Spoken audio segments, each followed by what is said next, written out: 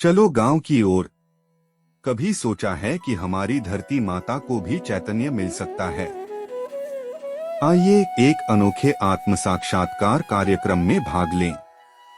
23 फरवरी से 21 मार्च तक यानी परम चैतन्य दिवस से जन्म दिवस तक पूरे भारत में एक साथ सहज योग कृषि प्रचार प्रसार टीम द्वारा आयोजित आत्म साक्षात्कार कार्यक्रम चलो गांव की ओर। स्वयं परम पूज्य माताजी श्री निर्मला देवी का भी कुछ ऐसा ही कहना था कि सहज योग को गांवों में शहरों की अपेक्षा अधिक प्रचारित और प्रसारित करना जरूरी है।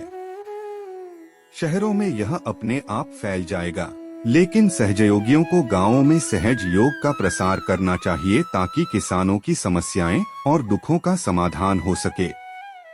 हम ग्रामीण क्षेत्रों में सहज योग का प्रचार करके एक क्रांति भी ला सकते हैं। इसीलिए हम सहज योगियों का विजन मिशन स्टेटमेंट यही है कि ग्रामीण क्षेत्रों में सहज योग और सहज कृषि का विस्तार, शांति और समृद्धि, दूसरी हरित क्रांति की ओर कदम। अब आप जानना चाहेंगे कि आखिर सहज योग से होता क्या है। जैसे बीज अपने आप अंकुरित होते हैं, वैसे ही श्री माताजी की कृपा से हमारी सुषुप्त दिव्य कुंडलिनी शक्ति भी सहज रूप से जागृत होती है। जैसे ही साधक अपने सर के तालु भाग, हाथों और हथेलियों से चैतन्य तरंगों को महसूस करता है, उसे पता चलता है कि उसके भीतर दिव्य ऊर्जा जाग उठी है। यही दिव्य ऊर्जा पंचमहाभूतों में फैलती है, प्रकृति और पर्यावरण को शुद्ध करती है। इसीलिए किसान जब सहज योग का अभ्यास करते हैं तो उनकी कृषि में चमत्कारी लाभ होते हैं। चलिए अब सीखते हैं कि कैसे किया जाए सहज कृषि।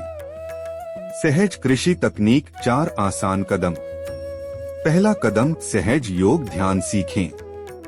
सहजयोगी किसान नियमित रूप से और निःशुल्क सहज योग ध्यान सिखाते हैं।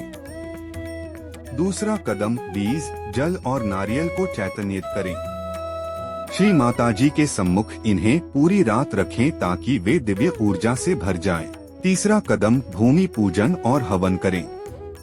चैतन्यित बीजों को बोएं और सिंचाई के लिए चैतन्यित जल का उपयोग करें। चौथा कदम, दैवीय स्पंदनों चैतन्य से फसलों का पोषण करें।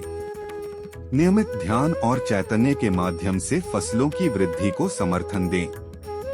सहज कृषि के अद्भुत लाभ, उच्च खाद्यान्न उत्पादन, पौधों की तेज वृद्धि, प्राकृतिक आपदाओं से सुरक्षा, पशु आहार की गुणवत्ता में सुधार, पशुओं के स्वास्थ्य में सुधार, रोग प्रतिरोधक क्षमता में वृद्धि, दुग्ध उत्पादन में बढ़ोतरी।